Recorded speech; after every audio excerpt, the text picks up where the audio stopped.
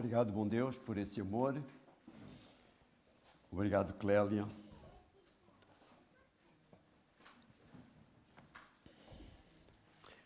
Por nos teres mostrado esse amor através da música. Feliz ano a todos vocês. É a primeira vez que eu prego este ano aqui na igreja. Há 3 semanas atrás, estive a pregar na igreja de Quarteira, pela primeira vez na igreja nova. E aqui estamos nós. Que o Senhor nos possa abençoar a todos com a mensagem desta manhã. Eu pedi à multimédia que colocasse a apresentação, por favor. Vamos curvar as nossas frontes para orar. Aqui estamos nós, querido Pai, mais uma vez, como dizia a música. Aqui estamos nós aos teus pés, para te pedir a tua bênção, para pedir o teu Santo Espírito, para que nós possamos olhar para esta mensagem como uma advertência, por um lado, para cada um de nós, mas também como uma lição de amor para cada um de nós. Em nome de Jesus. Amém. Ao longo deste trimestre, nós temos estado a ver Paulo nas epístolas, temos estado a ver basicamente Paulo em Filipenses, ainda não chegámos a Colossenses. Quantos de vós se identificam com Paulo? Quantos de nós nos identificamos com Paulo? Quantos de nós gostaríamos de ser um missionário como Paulo foi? Um evangelista como Paulo foi? Quantos de nós poderão ser como ele? Mas a pergunta que nós temos que fazer quando nós olhamos para a vida de Paulo, olhamos para tudo isto que temos estado a estudar na lição da Escola Sabatina, a pergunta que acaba por vir a cada um de nós é: porquê é que nós estamos aqui? Porquê é que nós estudamos todas estas coisas? Jesus garante-nos que nós podemos ser muito melhores do que Paulo. Jesus chega a dizer que nós podemos fazer coisas maiores do que aquilo que ele fazia. Diz em João, no capítulo 14 e no verso 12, digo-vos com toda a verdade que aquele que crê em mim faz tudo aquilo que eu faço e que há de fazer coisas maiores ainda, porque eu vou para o meu Pai. Jesus garante-nos, prezados irmãos, que nós podemos ser tão bons quanto Paulo. Podemos fazer um trabalho tão grande quanto Paulo. Paulo estava muitas vezes limitados pela condição geográfica. E nós e ele viajava para poder cobrir, para poder chegar às pessoas. Quantos de nós conseguimos, com as nossas mensagens, atravessar o Atlântico? Em Denise, em Pagani. Quantos de vocês recebem mensagens e recebem gostos de outro lado do Atlântico? Eu chego a receber, prezados irmãos, gostos e mensagens, são daquilo que eu publico do Japão. Paulo nunca foi tão longe, Paulo nunca andou tantos quilómetros. Por isso Jesus dizia que nós podemos fazer coisas muito maiores do que aquilo que ele e que Paulo fizeram. Mas porquê é que isso ainda não acontece connosco, prezados irmãos? Porquê é que não existe ainda a carta do Colasso aos Filipenses, ou a carta do Colasso aos habitantes de Albufeira, ou a carta do Pagani aos habitantes de São Brás de Alportel ou de Lolé? Porquê? Alguns anos atrás, o pastor Artur Machado esteve a fazer uma campanha de evangelização e ele trouxe este pensamento de um senhor, de um reverendo inglês, um pastor da igreja anglicana, não é pastor, bem um sacerdote da igreja anglicana, e ele diz: a maioria dos cristãos imita o mundo. Geralmente são racistas, egocêntricos, sexualmente promíscuos e materialistas, como os seus amigos não cristãos. Louvam a prosperidade, cometem adultério, divorciam-se e destroem o meio ambiente, tal como os seus vizinhos.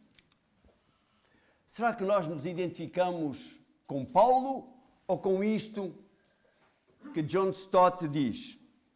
Prezados irmãos, de que lado nós estamos? Identificamos-nos nós com a mensagem de Paulo ou com esta afirmação do reverendo John Stott? Mas vamos voltar a Paulo. Hoje ele é o nosso termo de comparação. Isto é simplesmente uma chega para aquilo que nós vemos e para nos fazer pensar, prezados irmãos. Muitas daquelas coisas que John Stott ali diz são uma realidade em cada um de nós. Nós somos cristãos, mas muitas vezes as nossas preocupações, as coisas com que nós nos envolvemos, e nós vamos ver isso ao longo da mensagem desta manhã, fazem-nos semelhantes a isto que ele afirma aqui. Vamos olhar agora rapidamente para a biografia de Paulo, pela sua autobiografia. E em Filipenses, no capítulo 3, nos versos 5 e 6, ele faz a sua autobiografia, onde ele diz: fui circuncidado ao 8º dia, sou judeu de nascimento, pertenço à tribo de Benjamim, sou descendente de hebreus, no que diz respeito à prática da lei eu era fariseu. E tão fanático que parecia a igreja, quanto ao cumprimento daquilo que manda a lei, ninguém me podia repreender em nada. Este era Paulo, esta era a maneira como Paulo se via. Um fiel cumpridor da lei. Alguém que era irrepreensível nas suas atitudes. Alguém que era um judeu, os únicos com direito à salvação, segundo eles diziam. Mas vejam a descrição física que era feita de Paulo. Alguns autores dos anos 160 a 180, portanto, cerca de pouco mais de 100 anos depois que Paulo viveu, diziam que ele era um homem de pequeno porte, ou seja, era baixinho, careca, portanto, os carecas que não desesperem, que eles podem ser como Paulo, tinha as pernas tortas, mas tinha um físico bonito, sobrancelhas cerradas, um nariz razoavelmente comprido, como todo judeu, e era cheio de graça. A sua atitude era uma atitude agradável. Esta era a descrição que era feita dele. Mas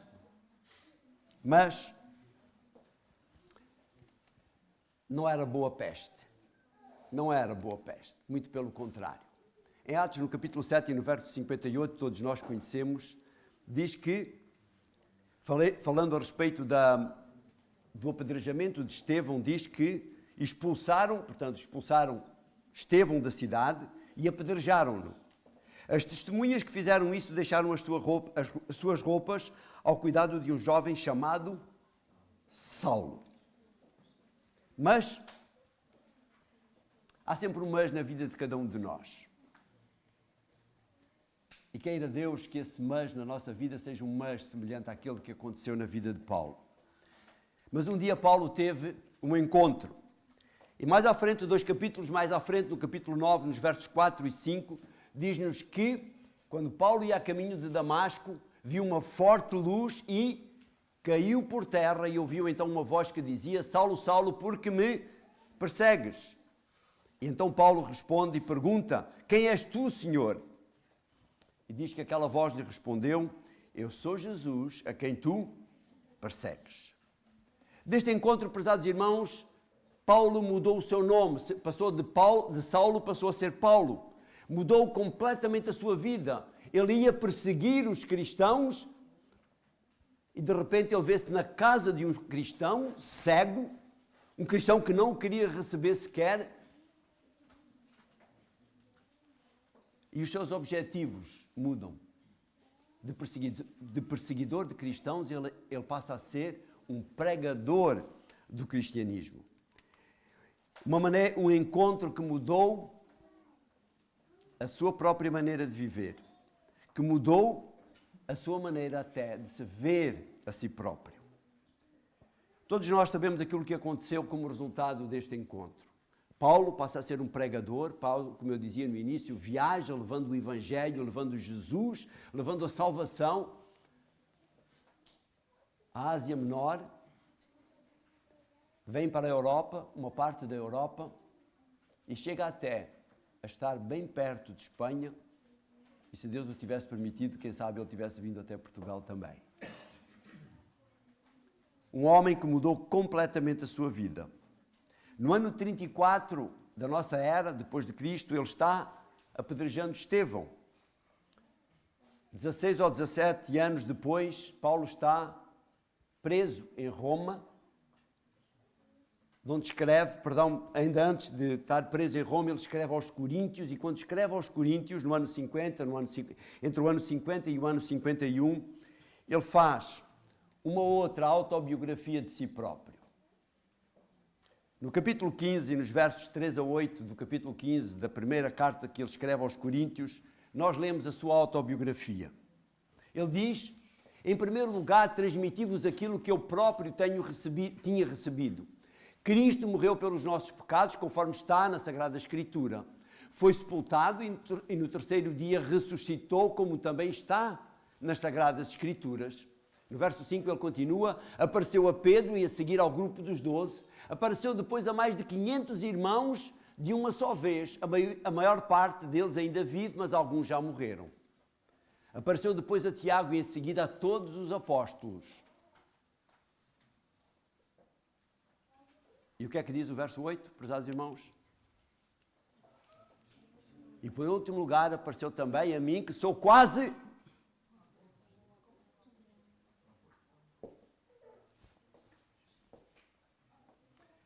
A arrogância de quem se considerava um fariseu, que sabia tudo a respeito da lei, que sabia tudo a respeito de todos, que se arrogava o direito de perseguir aqueles que seguiam o Nazareno, que seguiam a Jesus, agora olha para si próprio e diz: eu não passo de uma massa informe, expelida do útero da minha mãe, que vai para o lixo. Prezados irmãos, esta é a maneira como Paulo se vê. Alguns anos mais tarde, cerca de 6 ou 7 anos mais tarde, Paulo faz uma outra descrição também de si próprio. Uma outra descrição, também diferente. É a sua autobiografia espiritual. Se vocês quiserem, depois vejam com cuidado, e nós vamos destacar alguns versos que estão entre o verso 15 e o verso 24, do capítulo 7 da carta que ele escreve aos Romanos. E nesta carta Paulo tem a sua maior luta, a luta consigo próprio. E no verso 15 ele diz: nem me compreendo, pois não faço aquilo que eu queria fazer e faço o mal que detesto. Não faço o bem que eu queria fazer. Eu aprendi com Jesus a fazer o bem, mas eu não o faço. Eu aprendi com Jesus a ter momentos de devoção, mas eu não os tenho. Eu aprendi com Jesus a ajudar as outras pessoas, mas eu não o faço. Eu critico. Eu não aceito que Marcos venha connosco simplesmente porque em determinado momento ele teve medo. Não faço aquilo que queria fazer, mas faço aquilo que detesto. No verso 19 ele diz: não faço o bem que eu quero, mas faço o mal que eu não quero. O mal está em mim. O mal está cá dentro. Eu queria tanto fazer o bem, mas não consigo, acabo por fazer o mal que não quero fazer. No verso 21 ele continua: encontro em mim esta regra: quando eu quero fazer o bem, acabo por fazer mal. Quando eu quero fazer as coisas da maneira correta, eu acabo por meter a pata na poça e acabo por me exceder e acabo por fazer a asneira. Depois ele chega a uma triste conclusão, prezados irmãos, a um desespero total. Que homem infeliz que sou! Que homem infeliz que sou! Quem me libertará deste corpo que me leva à morte? A maioria das vossas traduções diz: miserável homem que sou. Miserável homem que sou! Quem me libertará deste corpo que me leva à morte? Quando nós olhamos para a citação do reverendo John Stott, que vemos nós em nós próprios? Que vemos nós, prezados irmãos? Quando nós olhamos para a nossa situação espiritual, que nós vemos? Será que nós somos capazes, teremos que gritar como Paulo, desta mesma maneira? Quando nós olhamos para o trabalho missionário que precisa ser feito e nós não nos envolvemos com o trabalho missionário, quando nós, depois do culto, vamos para casa e na roda da família, à volta da mesa, nós criticamos o pastor, criticamos os nossos irmãos, criticamos o ancião, porque não foi ali falar com o Senhor para acabar com o barulho, e podia ter feito. Quando nós olhamos para nós, prezados irmãos, e vemos as conversas que temos com os nossos amigos, com os nossos colegas de trabalho, as anedotas que nós acabamos por ouvir, quando nós olhamos para nós e vemos os programas de televisão, as novelas, os vídeos no Netflix, cheios de violência, cheios de sexualidade, cheios de adultério. Quando nós, prezados irmãos, olhamos para o tempo que nós gastamos na internet, vendo vídeos no YouTube, vendo Reels muitas vezes, e vocês já devem ter reparado, quando vocês se põem a ver Reels no Instagram ou no Facebook, aquilo é viciante, e vai um atrás do outro, e vai um atrás do outro, e às tantas já se passaram 10, 15, 20, 30 minutos, e vocês estão ali parados a ver.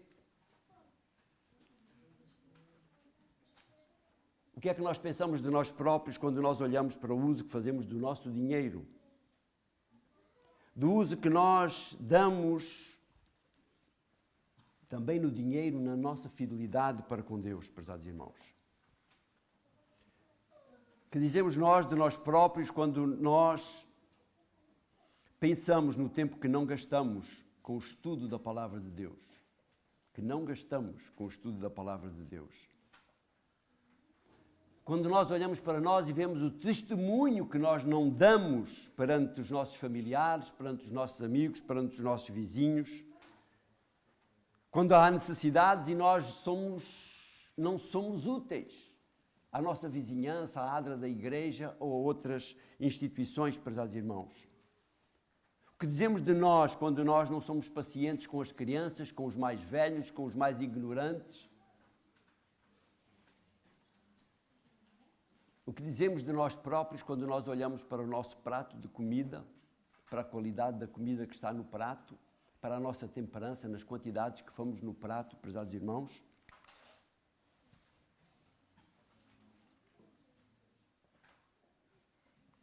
Será que é esta a afirmação que nós fazemos de nós próprios, prezados irmãos? Miserável cristão que eu sou. Miserável homem, mulher, cristão que eu sou, quem me livrará deste corpo que me leva à morte? Quem me libertará deste corpo que me leva à morte?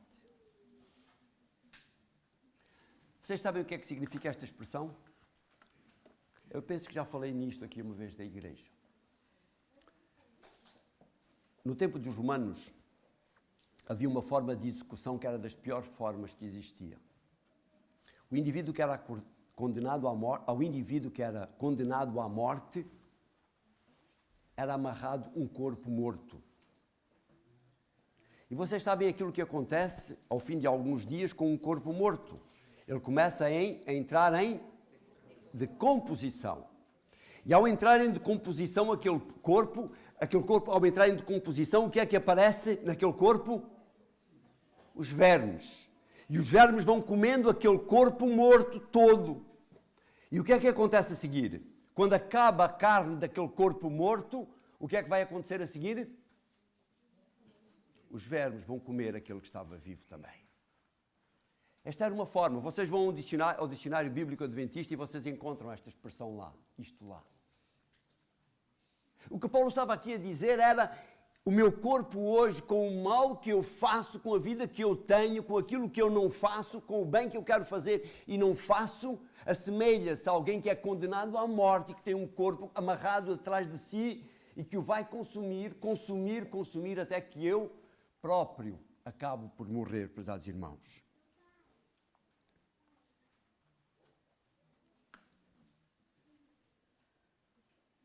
O que foi que mudou a vida de Paulo?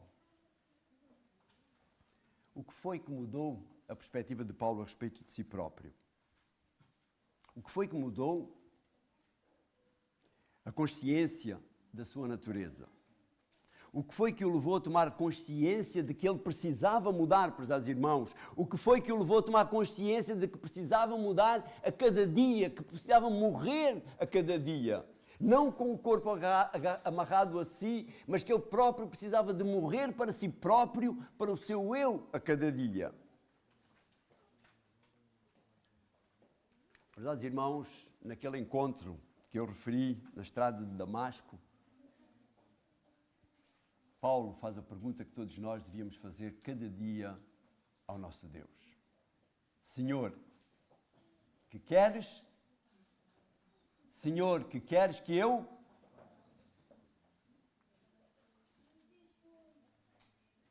Eu não sei se ele me está a ver neste momento, prezados irmãos. Mas eu lembro muitas e muitas vezes, eu já referi isto aqui nos meus sermões, eu lembro muito e muito de uma frase que eu conheci o irmão Ferraz em 1989.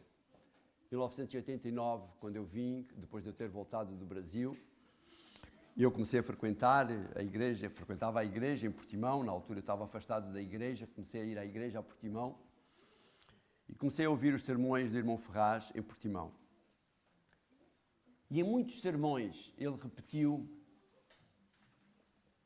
esta expressão, que a nossa vida, que o nosso dia devia começar sempre: Senhor, hoje, a Tua vontade. A pergunta que nós devíamos fazer é a mesma pergunta que Paulo faz aqui: Senhor, que queres que eu faça? Será que Tu queres que eu faça a Tua vontade em cada momento do meu dia? É isso que Tu queres, que eu faça a Tua vontade em cada momento do meu dia? Nas palavras que vou dizer, nos olhares que vou dar, na maneira como vou comportar no trânsito, na maneira como vou comportar no supermercado, na maneira como vou alimentar, nos programas que vou ver hoje durante o meu dia, nos vídeos que eu vou ver, no tempo que eu vou gastar de qualidade ou não, lendo ou vendo. Senhor, que queres que eu faça? Foi este o encontro que mudou a vida de Paulo, prezados irmãos. Que encontro é que nós tivemos? Como é que nós nos encontramos com Deus? Quem foi que nos trouxe e que nos fez mudar o rumo da nossa vida? Se é que já mudámos o rumo da nossa vida para uma vida semelhante à vida de Paulo. O que é que nos falta, prezados irmãos? Que encontro mais nós precisamos de ter? Será que se Jesus nos aparecesse e falasse connosco como falou com Paulo, isso passaria a fazer diferença na nossa vida? Mas está aqui, querido Pai. Está aqui, queridos irmãos. Está aqui. O mesmo Jesus que falou com Paulo, fala com cada um de nós a cada dia, tem a oportunidade de falar connosco a cada dia. Quando nós abrimos a palavra de Deus e olhamos, quando nós vamos aos evangelhos, vemos Jesus falando connosco. Jesus aconselhando-nos, Jesus dizendo-nos que precisamos de mudar. Prezados irmãos, há muitos anos atrás, há mais de 40 anos atrás, eu li um livro chamado O Peregrino, escrito por um senhor, John Bunyan, que viveu no século XIX. A nova versão deste livro já não traz este prefácio, mas a versão antiga traz este prefácio, aquela versão que eu li, já toda torcida, toda desgastada, com as folhas soltas. No prefácio ele dizia, a respeito da história que estava naquele livro, que conta a história, a nossa história, enquanto cristãos, ao longo do percurso até à volta de Jesus, ele dizia: alguns de vós, ele dizia isto no prefácio do livro, para as pessoas lerem antes de começarem a ler o livro. Alguns de vós nunca compreendereis de que é que eu estou a falar. Outros compreenderão. Aqueles que desejam ter esta experiência de uma relação pessoal com Deus poderão continuar a leitura deste livro. Se este, porém, não for o seu supremo desejo, a grande busca do seu coração, então sugiro que feche o livro imediatamente e o envie de volta ao editor. Podíamos dizer que se nós temos Bíblias em casa que estão a ocupar espaço que nós não utilizamos, prezados irmãos, devolvamo-las a alguém que as use e as possa distribuir a quem as não tem. Já pensaram nisso, prezados irmãos? Que nós temos muitas vezes Bíblias em casa que nós não utilizamos e que se calhar há pessoas que gostariam de ter uma Bíblia e não têm. Ontem à noite ouvi a entrevista do pastor Daniel Vicente, no canal da Novo Tempo, e ele dizia que no momento em que ele se converte, no momento em que ele tem uma situação dramática na sua vida, ele volta para casa e vai à procura da sua Bíblia e não encontra a sua Bíblia. Ele tem que se agarrar a uma outra Bíblia em casa, mas ele foi à procura da Bíblia. E quantas pessoas hoje, prezados irmãos, gostariam de ter uma Bíblia e não têm uma Bíblia, porque não têm recursos económicos para a comprar, porque não sabem onde a podem comprar. E nós temos, às vezes, dezenas de Bíblias em casa que nós não utilizamos. Mas, prezados irmãos, se vocês não utilizam, eu sugiro, não que as devolvam ao editor, mas que as entreguem a quem possa utilizar esta Bíblia, prezados irmãos. Sabem, nós quase que poderíamos dizer que se nós não queremos mudar realmente da nossa vida, é uma perda de tempo nós virmos aqui a cada sábado à igreja.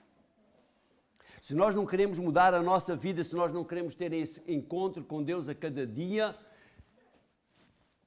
o que é que estamos a fazer aqui hoje de manhã?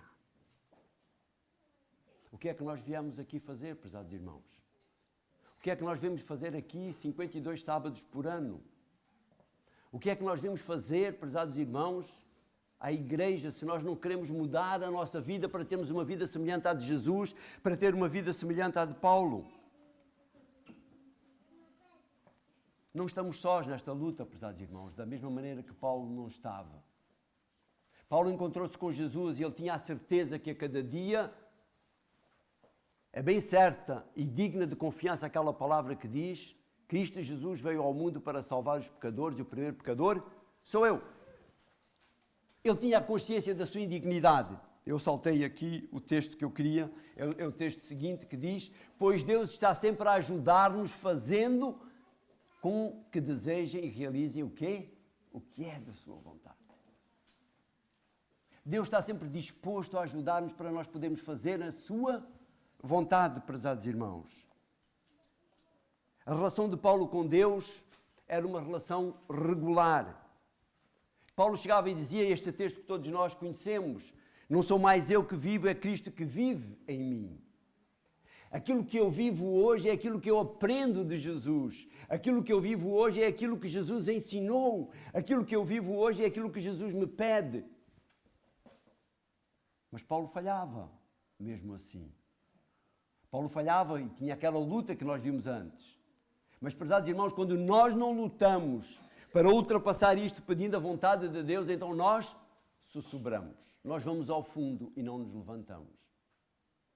Mas quando nós erramos e pedimos perdão e continuamos a lutar, a procurar fazer a vontade de Jesus, a procurar a pedir a sua ajuda para o fazer, nós vamos continuar e vamos crescer, prezados irmãos.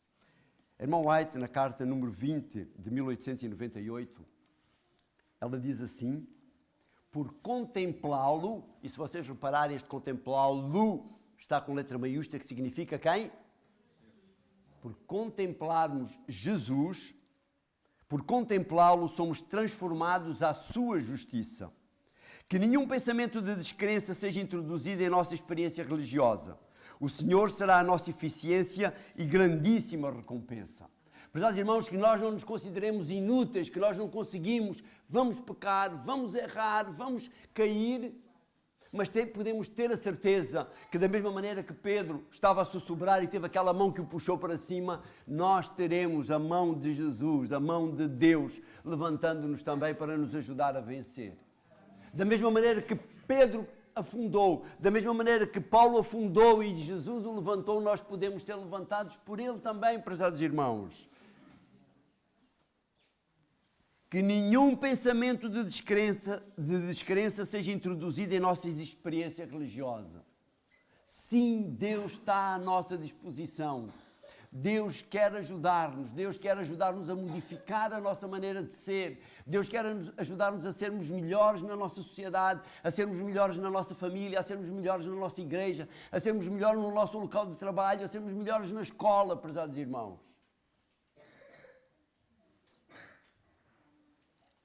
E quando nós procuramos ser desta maneira, prezados irmãos, isto acaba, como dizia a lição da escola sabatina, refletindo se os outros podem ver isto também. Um homem é transformado na imagem de Cristo. O homem, é transformado na imagem de Cristo. O homem, o ser humano, é transformado na imagem de Cristo. Um mundano pode passar e não ver a mudança. Mas aqueles que tiveram comunhão com Cristo discernirão a expressão de Cristo em palavra e em espírito.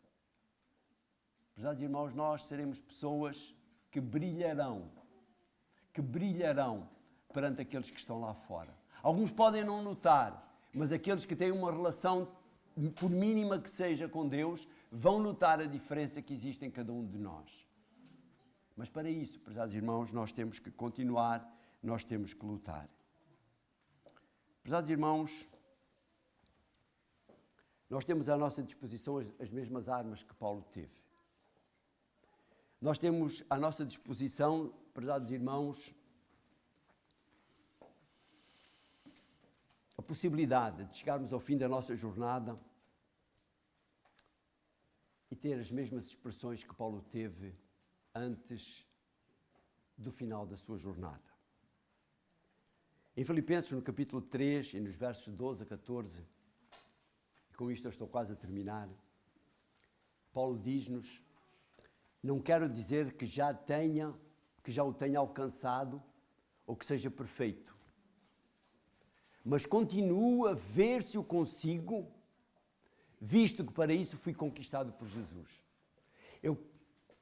Eu acho que ainda não alcancei a perfeição, eu acho que ainda não sou perfeitamente semelhante a Jesus, mas continuo a ver se o consigo.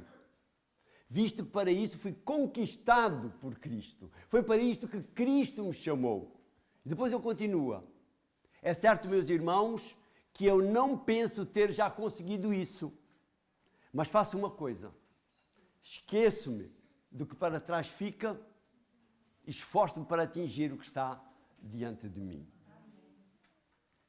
E ele continua dizendo no verso 14. Deste modo,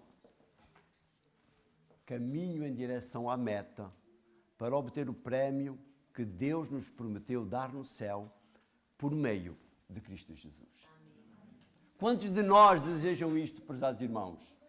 Lutamos, erramos, caímos, mas temos a certeza que Jesus está ao nosso lado para nos ajudar.